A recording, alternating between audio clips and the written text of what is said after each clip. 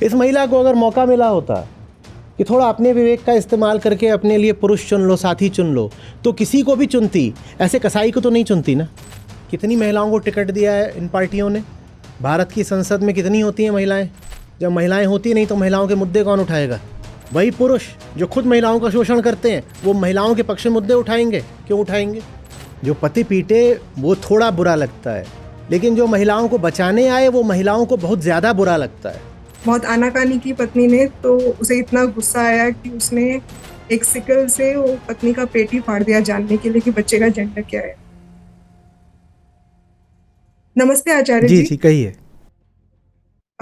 Sir, मेरा प्रश्न एक हाल ही में एक घटना हुई है उसको लेके है। बहुत दुखद घटना है।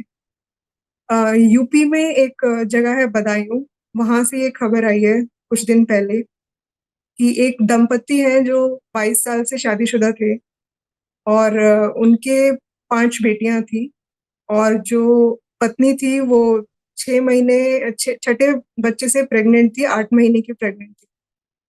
तो जो पति है वो जानना चाहता था कि बच्चे का जेंडर क्या है। इस बात को लेके दोनों में बहुत झगड़ा हो गया। तो बहुत आनाकानी की पत्नी ने, तो उसे इतना गुस्सा आया कि उसने एक सिकल से वो पत्नी का पेट ही फाड़ दिया, जानने के लिए कि बच्चे का जेंडर क्या है। तो जैसे मैं आपको ये बता रही हूँ तो मुझे ये सोच के भी ऐसा लग रहा है कि ऐसा कोई कर भी कैसे सकता है। मतलब वो सिंक इन नहीं हो रहा है अभी तक कि ऐसा कैसे हो गया, बट एक्चुअल में ऐसा हुआ है। सिर्फ ये जानने के लिए कि बच्चे का जेंडर क्या है उसने इतनी बड़ी हिंसा कर दी। तो इस घटना को मैं अगर अपने जितनी मुझे समझ है उतने हिसाब से देखूं तो मुझे मल्टीपल इविल्स नजर आते हैं। एक तो ये कि बेटे की इच्छा इतनी ज्यादा प्रबल है कि उसके लिए वो कुछ भी कर जाना चाहता है, और दूसरा ये कि लड़कियों को कुछ समझा ही नहीं जाता, उन्हें इंसान भी नहीं समझा जा रहा। तो उसके लड़कियों के प्रति इतनी हिंसा किसी भी मुद्दे को लेकर ऐसे ही हो जाती है। तो हम मतलब क्या सोच रहे हैं, कहाँ जा रहे हैं, क्या कर रहे हैं? बहुत ही दुखद घटना है और इसीलिए मैं आपसे पूछना चाह रही थी। देखिए, असल में हम दुख सिर्फ तब मनाते हैं जब हिंसा बिल्कुल प्रकट हो जाती है, स्थूल रूप से आकर के हमारे मुंह पर जब लगती है हिंसा, सिर्फ तब हम हिंसा से प्रभावित होते हैं और उसकी भर्त्सना वगैरह करते हैं। नहीं तो हिंसा तो तब भी थी ना जब 5 बेटियां पैदा करी गईं। आज हमारे सामने एक विस्फोट की तरह ये बात आई है कि उसने अपनी गर्भिणी पत्नी थी और हंसिए से उसका पेट काट दिया, क्योंकि वो जानना चाहता था कि अभी ये जो बच्चा है लिंग क्या इसका, कहीं फिर से छठी लड़की तो नहीं आ रही। तो ये बात तो हिंसा की है और निश्चित रूप से हमारे आपके सबके मन को ये चीज़ झकझोर देती है, विभत्स बात है। पर हमने देखा नहीं ना कि हिंसा की शुरुआत बहुत पहले हो चुकी थी। इनका ब्याह कैसे हुआ? वो हिंसा नहीं थी क्या? हम मानना नहीं चाहेंगे।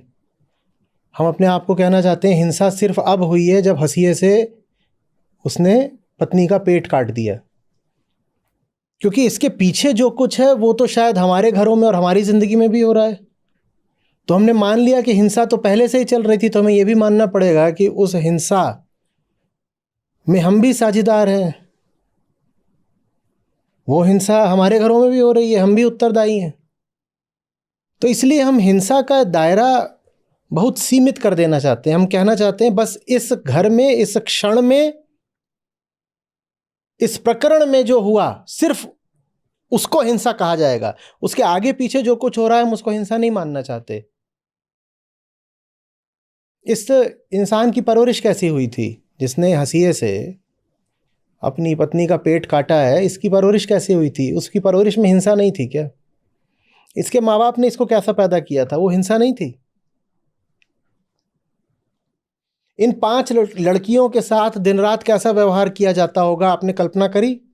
नहीं करी। आपने प्रयास भी नहीं करा ये सोचने का कि जो आदमी अपनी छठी लड़की को लेकर के इतने घोर विरोध में है, इतने क्रोध और इतनी क्रूरता में है कि वो उसकी जान लेने को तैयार है। वो अपनी पहले वाली 5 लड़कियों के साथ क्या बर्ताव करता होगा, ये हम नहीं सोचते। 5 ही लड़कियां रही आती, छठी ना पैदा होती तो कभी भी ये घटना खबर नहीं बनती, किसी अखबार में नहीं छपती, और आप मुझसे ये सवाल भी नहीं पूछती। हम बात छठी लड़की की कर रहे हैं। मैं कह रहा हूं उन 5 लड़कियों के साथ दिन रात क्या हो रहा होगा, आपने सोचा क्या? जो छठी के प्रति इतनी घृणा से भरा हुआ है, वो 5 के प्रति क्या प्रेम से भरा होगा? वो उनके साथ दिन रात क्या व्यवहार करता होगा? और कोई आश्चर्य की बात नहीं है कि इस महिला का पहले भी गर्भपात करवाया जा चुका हो। कोई आश्चर्य की बात नहीं है कि ये 5 भी इस तुक्के में पैदा हो गई हो कि रहा हो कोई वही नीम हकीम, उसने बोल दिया हो कि इस बार तो गर्भ में लड़का ही है तो पैदा कर दिया।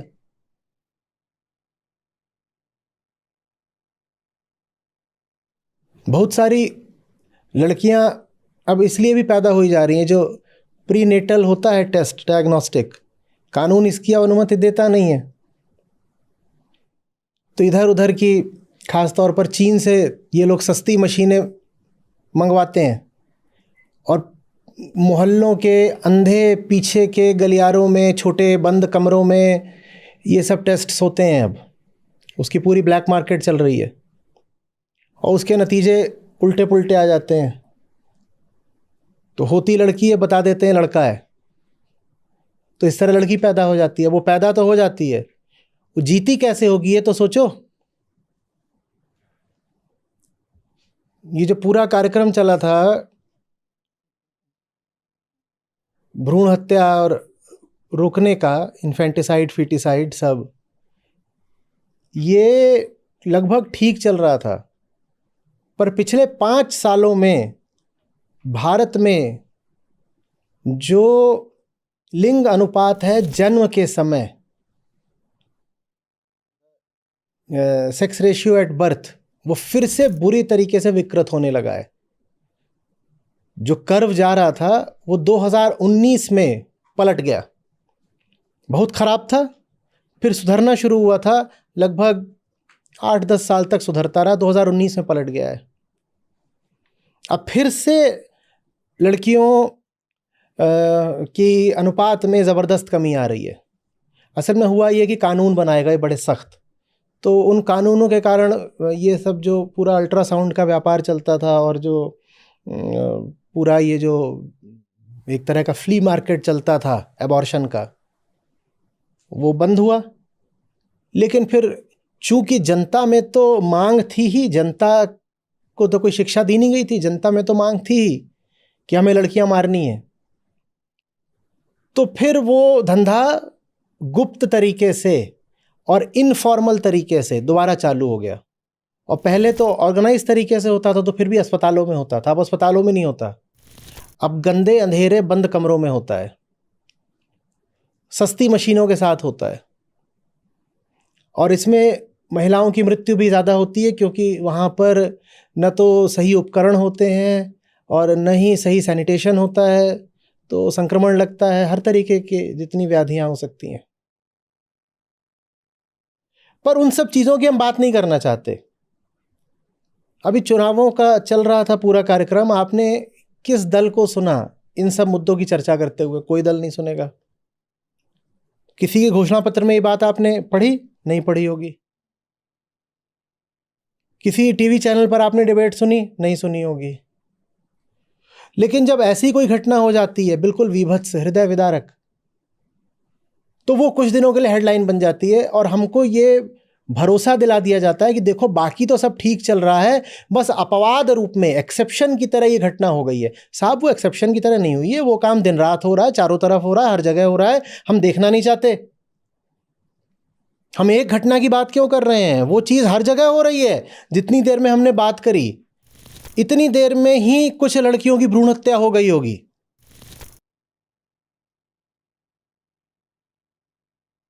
हमें क्राइम से नहीं मतलब होता, हमें स्पेक्टेकुलर क्राइम से मतलब होता है। क्राइम भी ऐसा होना चाहिए कि एकदम जैसे क्राइम थ्रिलर में होते हैं।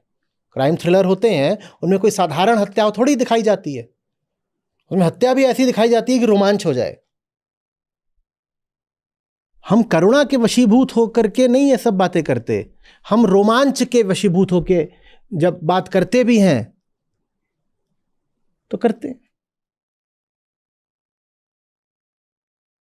मैं फिर पूछ रहा हूं, वो जो 5 बच्चियां हैं जो नहीं मारी गई, उनकी जिंदगी कैसी होगी सोचिए।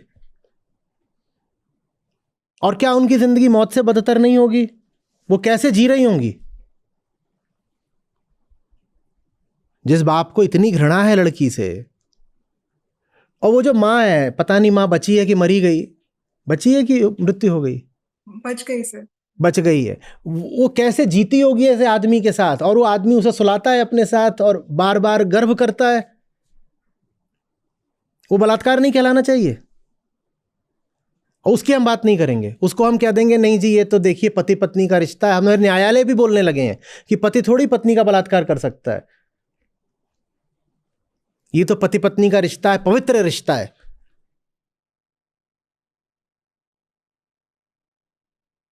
और ये आचार्य हमारे विवाह जैसे पवित्र रिश्ते पर कीचड़ और सवाल उठाता रहता है। ये रहा तुम्हारा पवित्र रिश्ता।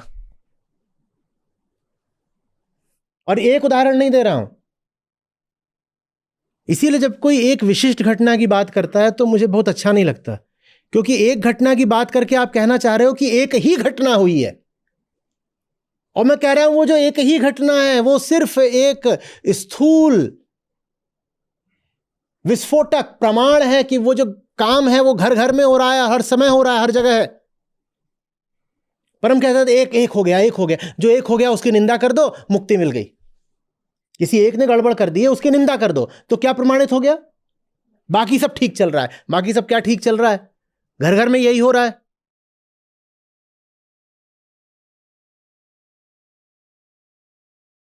वो जो महिला है जिसका पेट फाड़ा गया, उसने क्यों स्वीकार किया होगा इस आदमी से शादी करना? सोचिए क्या चल रहा होगा, थोड़ा विचार करिए। हिंसा तब नहीं हो रही थी। और इस महिला का अपने मायके वालों से, माने अपने बाप से, भाई से क्या संबंध होगा जो ये सब हो रहा था और उनको बता नहीं पाई? और वो कैसे होंगे कि अगर उनको बताया गया था तब भी उन्होंने कहा कि वहीं पति के घर पड़ी रहे? ये हिंसा नहीं है?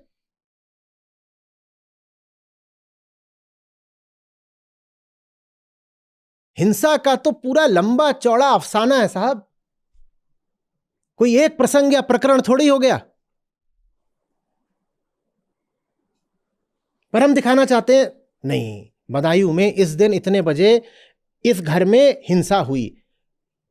एक शहर में नहीं हुई, एक घर में नहीं हुई, और एक पल में नहीं हुई, वो पूरे देश में हो रही है और लगातार हो रही है।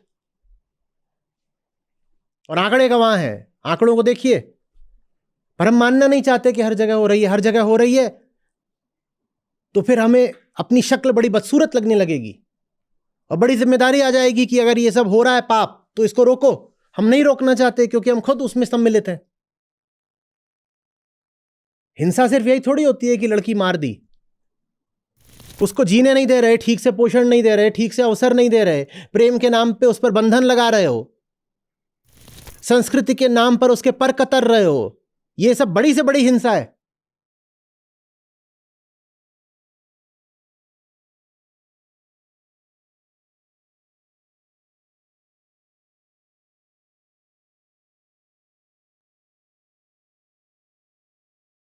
इस महिला को अगर मौका मिला होता कि थोड़ा अपने विवेक का इस्तेमाल करके अपने लिए पुरुष चुन लो, साथी चुन लो, तो किसी को भी चुनती, ऐसे कसाई को तो नहीं चुनती ना। बिल्कुल हो सकता है कि प्रेम विवाह असफल हो जाते हो, बिल्कुल हो सकता है, पर प्रेम विवाह कैसे भी होते हो उसमें आप जल्लादों को तो नहीं अपना पति मानते। वहां अनबन हो सकती है, साहब हमारी पट नहीं रही, हम संबंध विच्छेद करेंगे, वो समझ में आता है। पर वहां यह तो नहीं होगा कि पति कह रहा है कि एक के बाद एक बच्चे पैदा करो। यह चीज तो तभी हो सकती है जब जबरदस्ती आपको किसी के साथ बांध दिया गया हो। वो हिंसा नहीं है।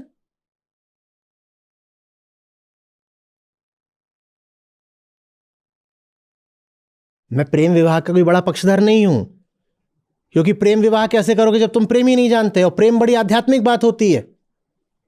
तो आमतौर पे प्रेम विवाह के नाम पे जो होता है वो बस काम विवाह होता है, कि एक दूसरे से रुचियां मिल गई और एक दूसरे के शरीर पसंद आ गए तो कह दिया प्रेम विवाह। तो मैं नहीं कह रहा हूं कि प्रेम विवाह आयोजित विवाह से निस्संदेह बेहतर है कि सर्वश्रेष्ठ बात होती है, लेकिन ये सब जो हमारे समाज में व्यवहार है वो तो सबसे निकृष्ट कोटि का है ना, जिसको हम कह देते हैं कि हमारी आदर्श संस्कृति। ये ले लो, दुनिया के किसी देश में इतनी लड़कियां मारी जाती हैं क्या जितने हमारे सांस्कृतिक देश में मारी जाती हैं? 100 बार बता के थक गया, किसी के कान में जू नहीं रेंगती है। भारत की आबादी से 5 करोड़ महिलाएं गायब हैं। कहीं से 2 4 10 लोग मर जाते हैं, हम बोलने लगते हैं बाप रे बाप, बाप रे बाप। 5 करोड़ की आबादी का तो मतलब होता है, 5 करोड़ अगर आप ले ले तो 5 करोड़ की आबादी का दुनिया की 10वीं या 15वीं सबसे बड़ी जनसंख्या का देश निकल आएगा, जैसे पूरा एक देश ही दुनिया के नक्शे से मिटा दिया गया हो। इतने होते हैं 5 करोड़ लोग।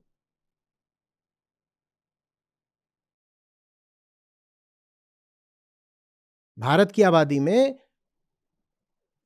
पुरुषों की अपेक्षा 5 करोड़ महिलाएं कम है। कहां गई? ये दुनिया की सबसे बड़ी जनसंहार की एक सतत प्रक्रिया नहीं है क्या? छोटा मोटा कुछ हो जाता है तो हम बोल देते हैं एथनिक क्लींजिंग हुई है। ये क्या है? 4 लड़कियां गायब हो जाती हैं, हम बहुत शोर मचाते हैं, और 4 करोड़ गायब हुई हो तो, और उन्हीं के घर वालों ने मारी हो तो, और फिर हम कहते हैं कि लड़की तो घर में सुरक्षित है। घर से ज्यादा कहीं असुरक्षित है लड़की?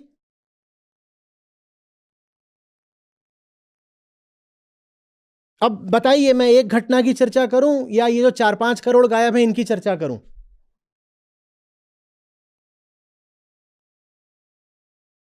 बुरा मुझे तब लगता है जब मीडिया वगैरह में ऐसी घटना आएगी, लेकिन वहां कभी नहीं बताया जाएगा कि यहां जो हो रहा है वो घर घर में हो रहा है।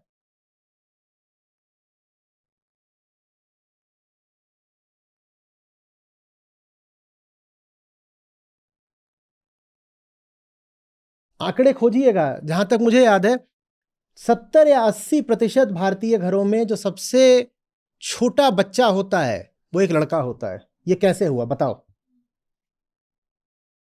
70 या 80% भारतीय घरों में जो सबसे छोटा बच्चा होता है वो लड़का होता है। इसका मतलब बताओ? प्रकृति तो ऐसी व्यवस्था नहीं करती। प्रकृति में तो 50-50 का रहता है अनुपात। कैसे हुआ ये? आखिरी बच्चा लड़का ही कैसे हुआ? क्या मतलब है इस बात का? जाइएगा और अपने ही मोहल्ले में या अपनी ही रिश्तेदारी में या अपनी सोसाइटी में, अपार्टमेंट्स में, जो भी जहां भी आप रहते हो, यूं ही सर्वे कर लीजिएगा। 20 घरों का करिएगा कि ये जो 20 घर हैं इनमें जो सबसे छोटा बच्चा है उसका लिंग क्या है। 20 में आप 10-10 का अनुपात नहीं पाएंगी। तो बताइए, हमारे ही चारों तरफ ये हत्याएं हो रही हैं कि नहीं हो रही हैं? हाँ, बताया नहीं जाता। हम सब अपनी नजरों में सम्माननीय बने रहते हैं। नहीं, हम अच्छे आदमी, हम अच्छे आदमी। हत्यारे हैं सब अच्छे आदमी हैं। आप कोई सोसाइटी उठा लीजिए, 20 घर ले लीजिए और 20 घरों में गणना कर लीजिए कि सबसे छोटे बच्चे का लिंग क्या है। पता चल जाएगा कि हर घर में हत्या हो रही है कि नहीं हो रही है।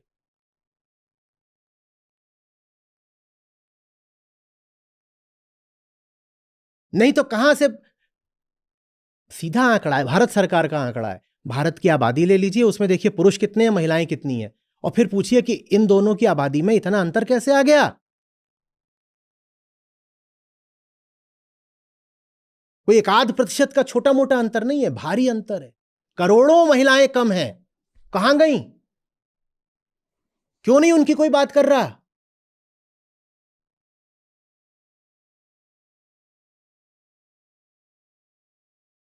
और भारत सरकार जनगणना करा नहीं रही है।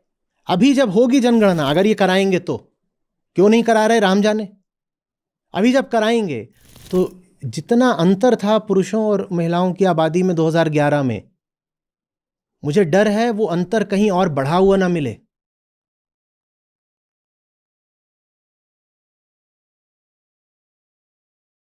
चुनावों की अब हमने बात करी, कितनी महिलाओं को टिकट दिया है इन पार्टियों ने? भारत की संसद में कितनी होती हैं महिलाएं? जब महिलाएं होती नहीं तो महिलाओं के मुद्दे कौन उठाएगा? वही पुरुष जो खुद महिलाओं का शोषण करते हैं, वो महिलाओं के पक्ष में मुद्दे उठाएंगे? क्यों उठाएंगे? महिलाएं खुद अपनी हितैषी नहीं है, पुरुष क्या उनका हित करेंगे?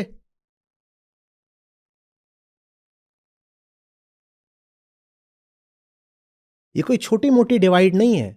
इस पृथ्वी पर जो सबसे बड़ा डिवीजन है, पृथ्वी नहीं भी छोड़िए तो कम से कम भारत देश में, वो यही है, पुरुष बनाम स्त्री।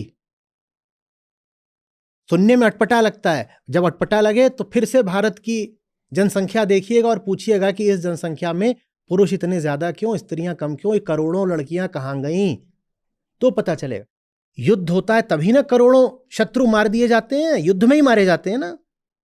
हम हिरोशिमा नागासाकी याद करते हैं, उसमें तो महज कुछ लाख लोग मरे थे, और ये जो करोड़ों मरी हैं इनको कौन याद करेगा?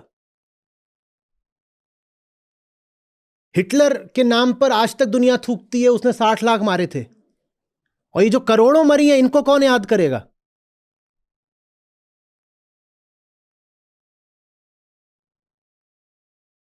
तो ये युद्ध चल रहा है,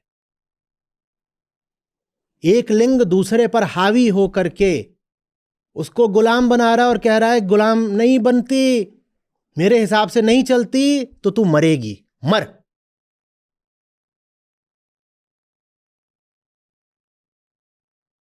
और विडंबना यह है कि जिनके खिलाफ युद्ध चल रहा है वो न जाने किन परिकथाओं में खोई हुई हैं, न जाने कौन से उन्होंने गुलाबी आसमानी रंगीन सपने बुन रखे हैं।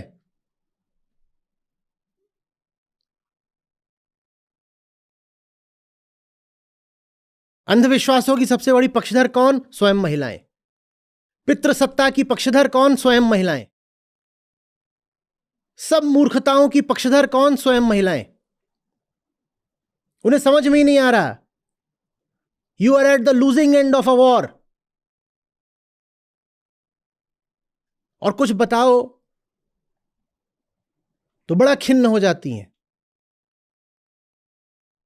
खूब मुझे भी गरियाती हैं, कहती हैं हमारा आनंद कुटीर है, हमारा प्रेम नीड़ है, मेरे पिया का घोंसला है, मैं, मेरे पिया और मेरे 3 पुत्र, और आप इसको ऐसा बोल रहे हैं? देवी जी, 3 पुत्र, मैं, पिया और मेरे 3 प्यारे प्यारे बेटे, और आपने ऐसी गंदी बातें बोल दी हमारे आनंद कुटीर, हमारे प्रेम घोंसले के बारे में।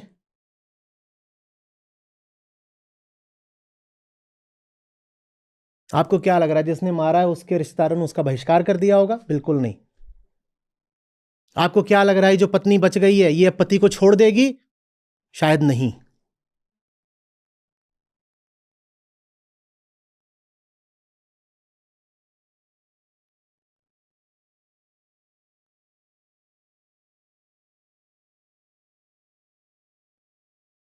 आपको क्या लग रहा है जो 5 बच्चियां हैं जो मरने से बची हुई हैं अभी तक, उन्हें आजादी का सबक मिल गया होगा? शायद नहीं।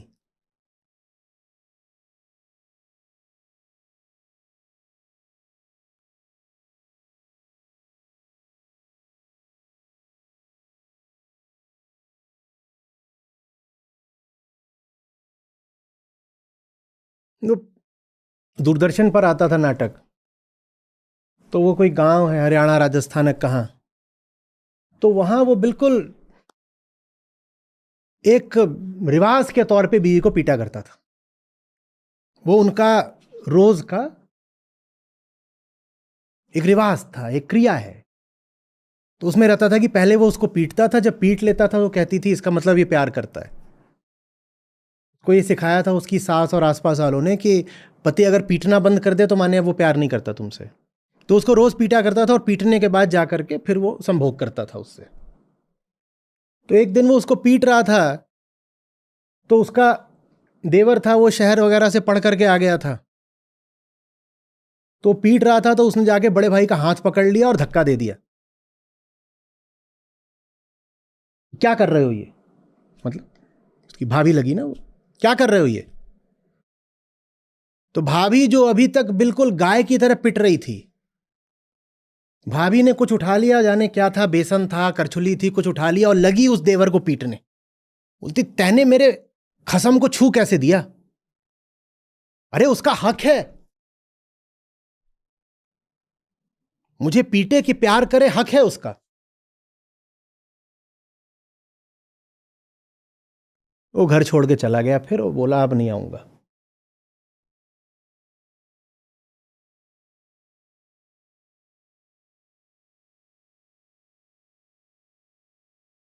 जो पति पीटे वो थोड़ा बुरा लगता है, लेकिन जो महिलाओं को बचाने आए वो महिलाओं को बहुत ज्यादा बुरा लगता है। कहती हमारा घर तोड़ रहा है, मुझसे पिया का प्यार छीन रहा है।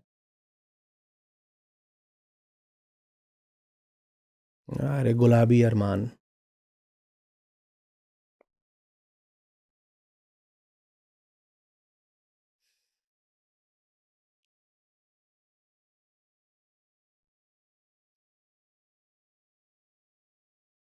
आप अगर इस वारदात में इतनी रुचि रख रही है ना, आप 3 महीने बाद बस ये पता लगा लीजिएगा कि वो महिला अभी भी उस पुरुष के साथ है कि नहीं है। आप ये भी पता लगा लीजिएगा कि अगर इसमें कोई कानूनी कार्रवाई होती है तो महिला क्या सचमुच पति के खिलाफ गवाही दे रही है?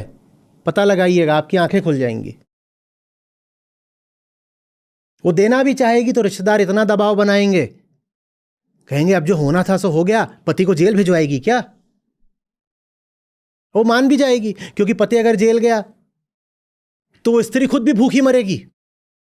ये हिंसा नहीं है कि उसके माँ बाप ने उसे कुछ कमाने के लायक ही नहीं छोड़ा, ना लिखाया, ना पढ़ाया, ना कोई काबिलियत, ना कोई कौशल दिया। ये हिंसा नहीं है।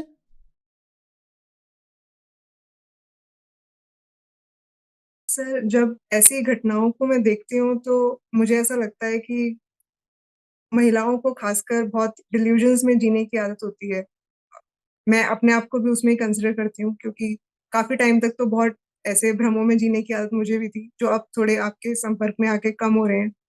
अब चीजें थोड़ी समझ में आ रही हैं, बट मुझे ऐसा लग रहा है कि जब तक वो डिल्यूजन्स जाते हैं तब तक काफी देर हो जाती है बहुत लोगों के लिए। देर कुल ये होती है, बच्चा आ जाता है, सबसे बड़ी बात ये हाँ, होती है। और एक बार वो बछड़ा आ गया कि गाय बंध गई। राइट, तो वो स्टक हो जाती है और फिर उसके बाद में फिर कुछ उनको वे आउट मिलता नहीं है। गाय के लिए जल्दी से बछड़ा, 100 बार समझाता हूं, पहले जिंदगी बना लो, दुनिया देख लो, कुछ ज्ञान अर्जित कर लो, कुछ अनुभव कौशल पालो। जल्दी से पेट फुला के बछड़ा, फिर कहते हो मातृत्व में ही तो जीवन का सुख है, स्त्री मां नहीं बनी तो परम आनंद से वंचित रह गई। क्या करना है? मुक्ति, मोक्ष, निर्वाण, अध्यात्म, परम आनंद तो बस मां बनने में है। वो लाइफ एजुकेशन स्कूल्स में होना बहुत जरूरी है, जो नहीं है। देखिए, जहां नहीं है वहां नहीं है, उसके लिए आप अपनी जान थोड़ी गंवाओगे। बात सिद्धांत की नहीं है बाबा, आपकी ज़िंदगी की है। बात सरकार की पॉलिसी की नहीं है, बात आपकी ज़िंदगी की है। आप ज़िंदगी समझ रहे हो, सरकार ने सड़क बना दी, उसमें गड्ढे ही गड्ढे हैं, तो आप क्या कहोगे? अब इतने गड्ढे हैं, मैं जान दे ही देती हूँ। आप कहोगे कितने भी गड्ढे हैं, मुझे अपनी जान तो बचानी है ना। किसी ने अपना कर्तव्य, अपना धर्म नहीं निभाया तो भी मैं अपनी जान तो बचाऊंगी। तो कोई लाइफ एजुकेशन मिल रही है स्कूल में कि नहीं मिल रही, कुछ नहीं हो रहा, उसके बावजूद हर महिला, हर लड़की में अपने लिए कुछ बोध, कुछ विवेक होना चाहिए ना। अपनी जिंदगी का मसला है भाई। हम कब तक प्रतीक्षा करें कि जेंडर सेंसिटाइजेशन होगा या थोड़ी सी समाज में अकल डाली जाएगी या स्कूलों में इस तरह की बातें पढ़ाई जाएंगी? नहीं किया गया तो महिलाएं मरती रहें।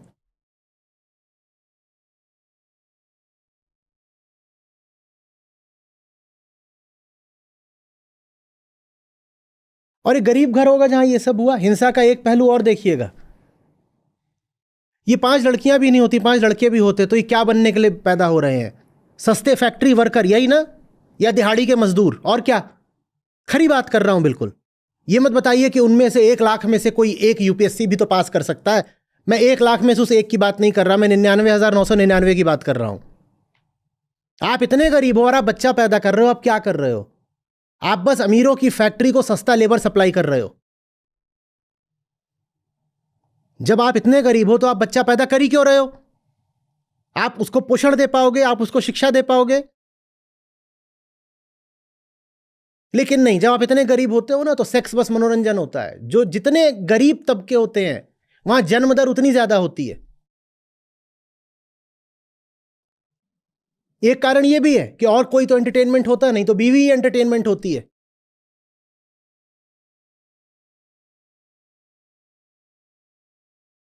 यह हिंसा नहीं है? धन्यवाद आचार्य जी। झूठा सब संसार है, को न अपना मीत। झूठा सब संसार है, को न अपना मीत।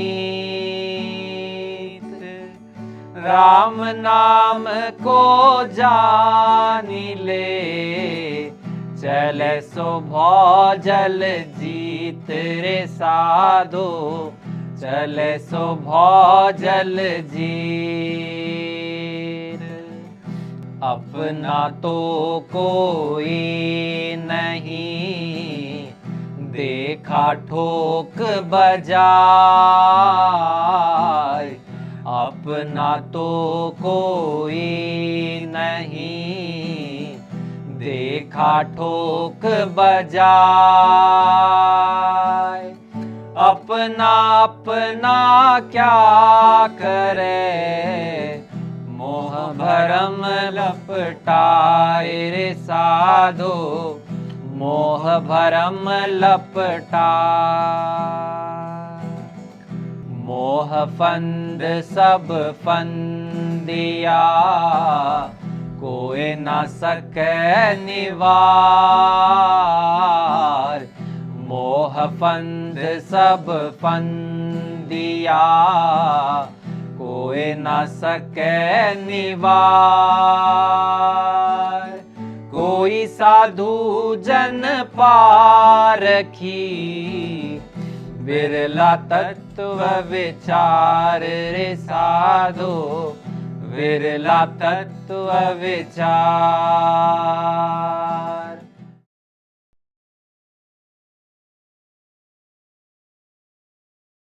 आचार्य जी से जुड़ने के बाद मेरे डर काफी खत्म हो गया। मैं पहले बहुत ज्यादा डरती थी और बहुत ज्यादा मतलब कि छोटी छोटी बातों पे गुस्सा हो जाना, रोना, तो वैसा अभी भी मैं सीख साझा कर रही हूँ, तो मुझे थोड़ी थोड़ी घबराहट हो रही है।